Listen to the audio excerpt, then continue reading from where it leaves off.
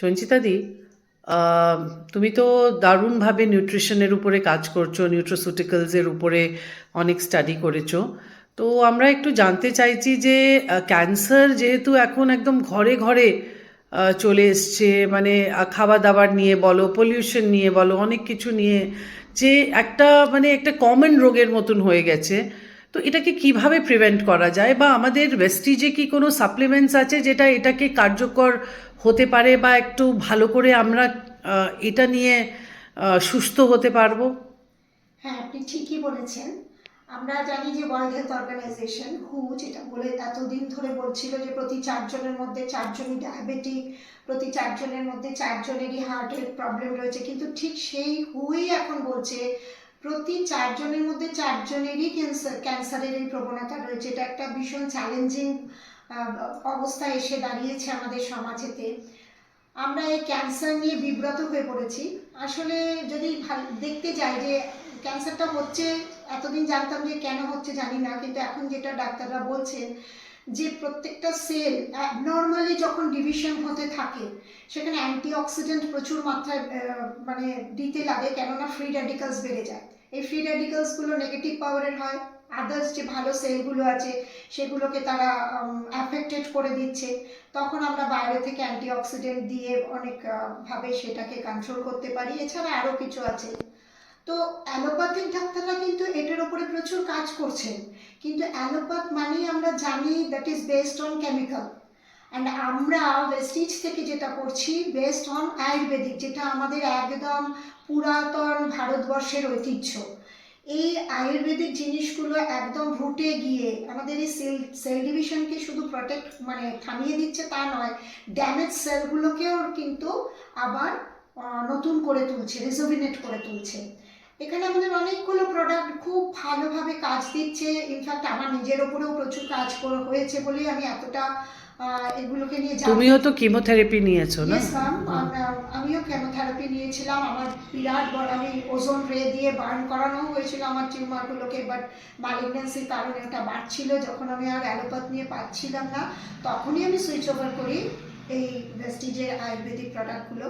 প্রথমে আমি বলবো গ্যানোডার্মা, যেগুলো মানে একদম ডিটক্সিফিকেশন করে, প্রত্যেকটা সেলকে গিয়ে স্ক্যান করে তার যে পলিউশন, যে নেগেটিভ সেলসগুলো আছে সেগুলোকে সরিয়ে দেওয়া।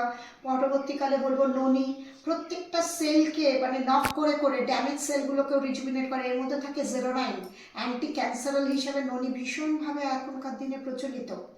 আমাদের ভেস্টিজে আছে কার্কুমিন। কার্কুমিন আমরা জানি হলুদের মাঝখানে যে কনসেন্ট্রেটেড ডিপ অংশটা, বাট ওটা আজকের দিনে ক্যান্সার অ্যান্টি ক্যান্সারাল হিসেবে ভীষণ ভালো কাজ করছে। এটা কিন্তু যারা কেমো নিচ্ছে তাদের কিন্তু কেমো নেওয়ার সময় তাদের শরীরে সেই ক্ষমতাটাও অনেকের থাকে না, হয়তো এক লহমার জন্য কোলাপসও হয়ে যায়।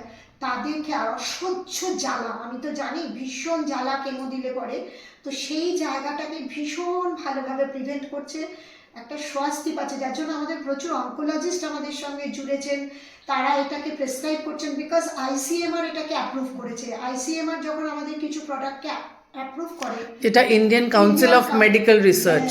একদম ওকে। তাই। তো তারা যখন অ্যাপ্রুভ করেছে, অ্যালোপ্যাথিক ডাক্তারদের কোনো অসুবিধা নেই প্রেসক্রাইব করার জন্য। এবং সবচেয়ে বড় কথা হচ্ছে যে মানে পেশেন্ট পার্টির যারা বাড়ির লোক রয়েছে তারা অনকোলজিস্টকে এসে বলছে আপনি যেটা এটা দিয়েছিলেন ওর যে এর আগেও কেমো নিয়ে যে কষ্টটা, সেটা অনেক রিলিফ হয়েছে।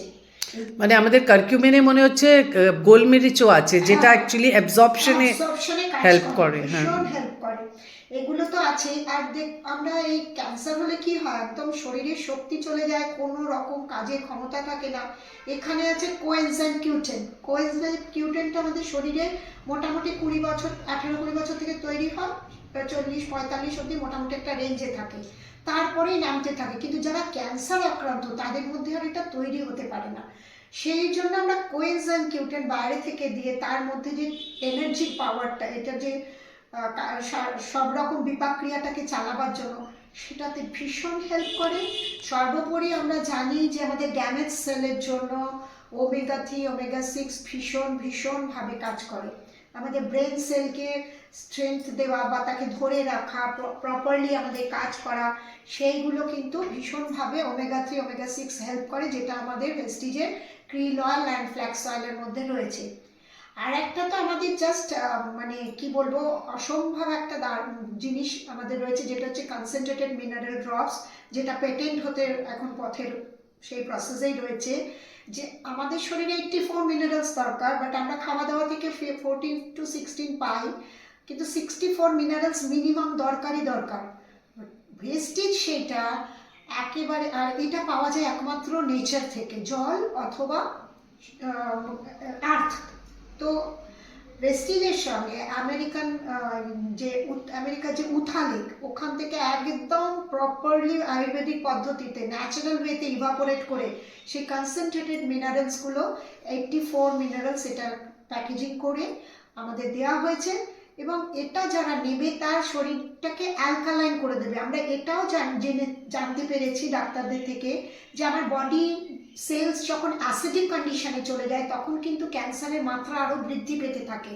সো আমাদের যেমন ডাবের জল খাওয়ানো হয় বারবার অ্যালকালাইন করাবার জন্য। আজকাল সব জায়গায় সবসময় আমরা ডাব ওইভাবে পেয়েও থাকি না, সারাদিনে 5-6টা ডাব খাওয়ার জন্য। বাট আমরা যদি সিএমডি ড্রপস মানে কনসেন্ট্রেটেড মিনারেল ড্রপস, এটা যদি 1 লিটার জলে 7 ড্রপস করে, মোটামুটি অন অ্যান অ্যাভারেজ একটা প্রাপ্তবয়স্ক মানুষের 3 লিটার জল লাগে। দেন আমাদের 7-7-7 21 ড্রপস যদি সারাদিনে আমরা নিতে পারি, তো এই অ্যালকালাইন বডি যখন আমার তৈরি হয়ে যাবে, সেখানে ক্যান্সার সেল আর টিকতে পারে না। সেল থাকবে না। এটাই beauty of the beautiful products. So মানে আমাদের মোটামুটি গ্যানোডার্মা, ননি